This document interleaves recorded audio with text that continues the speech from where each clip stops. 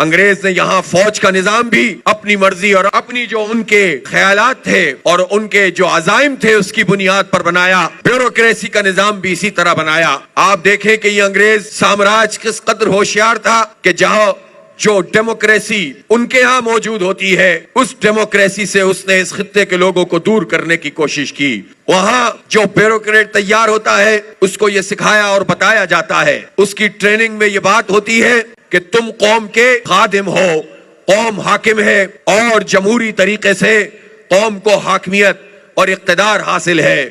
لیکن وہی انگریز یہاں جب تربیت بیوروکریٹ کی کرتا تھا تو اس نے یہ بات ذہنوں میں بٹھائی کہ ہم تمہیں حاکم بنا رہے ہیں, اس بر صغیر کے لوگوں کے اوپر تھوڑے سے بیوروکریٹ حاکم ہوں گے, باقی پوری قوم خادم ہوگی. اور خادموں اور غلاموں سے جس طرح سلوک کیا جاتا ہے یہ بیوروکریٹ وہ سلوک یہاں کے لوگوں سے کیا کرتے تھے. انگریز تو یہاں سے چلا گیا, پاکستان بڑی قربانیوں کے بعد بن گیا, لیکن نظام وہی کا وہی رہا ہے, وہی بیوروکریسی کا مائنڈ سیٹ ہے. اچھے برے لوگ تو وڈیروں اور جاگیرداروں میں بھی آ جاتے ہیں, فوج کے جرنیلوں میں بھی اچھے لوگ مل جاتے ہیں, لیکن مسئلہ دماغ کا ہے, مائنڈ سیٹ کا ہے. ان جرنیلوں کا مائنڈ سیٹ قوم کے اوپر حاکمیت کرنا ہے, قوم کو بندوق کے ذریعے سے غلام بنانا ہے, اپنی مرضی کا نظام اور اپنی مرضی کے فائدے حاصل کرنا ہے اور قوم کو خادم سمجھنا ہے. اسی طرح بیوروکریسی کا ذہن اسی نہج پر ڈھالا گیا ہے کہ تمہارے ذریعے سے ہم قوم کو کنٹرول کرتے ہیں. اور تیسرا طبقہ جو اسٹیبلشمنٹ کا ایک بڑا پارٹنر ہے, اگرچہ جونیئر پارٹنر ہے, وہ جاگیرداروں اور وڈیروں کا طبقہ ہے.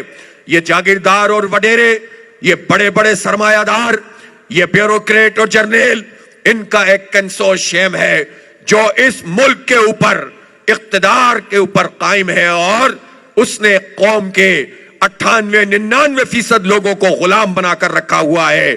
یہ تھوڑے سے لوگ آپس میں رشتہ دار بھی ہوتے ہیں, ان میں یہ طے کر لیتے ہیں ایک فوج میں جائے گا, ایک بیوروکریسی میں موجود ہوگا, ایک پارٹی میں ہوگا, ایک دوسری پارٹی میں ہوگا. پارٹیاں بدل جائیں گی لیکن نظام وہی رہے گا, لوگ وہی رہیں گے, خاندان وہی رہیں گے. اسی لیے ان کو الیکٹیبل کہا جاتا ہے. یہ اپنی جاگیرداری کے تسلط کی اور طاقت کی بنیاد پر, یہ اپنی دولت اور اپنی ملوں کی طاقت کی بنیاد پر لوگوں کے اوپر حکمرانی کرتے ہیں. اس لیے پہلی بات جو نوجوانوں کو سمجھنی ہوگی کہ مسئلہ صرف یہ نہیں ہے کہ ہم اپنے حقوق کی بات کر رہے ہیں, ہم تعلیمی حق کی بات کر رہے ہیں, ہم صحت کے اور علاج کے بنیادی حق کی بات کر رہے ہیں, ہم انفراسٹرکچر ٹھیک کرنا چاہتے ہیں, ہم عزت اور روزگار چاہتے ہیں, ہم بہترین ٹرانسپورٹ چاہتے ہیں, ہم بنیادی انسانی حقوق چاہتے ہیں. اس سے بھی بڑی بات یہ ہے کہ ہم نظام کی تبدیلی چاہتے ہیں. نظاموں کی کشمکش میں ایک نظام دوسرے نظام کو تبدیل کرتا ہے.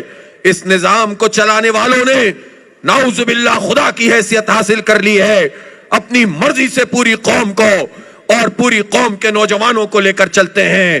لہذا اپنے اندر ایک حوصلہ پیدا کریں, مطالعہ کریں, پڑھیں اور دیکھیں کہ کس طرح سے حالات کو تبدیل کیا جائے گا اور کیسے اس نظام کو بدلا جائے گا. نظام کی تبدیلی کی یہ تحریک جماعت اسلامی ہے.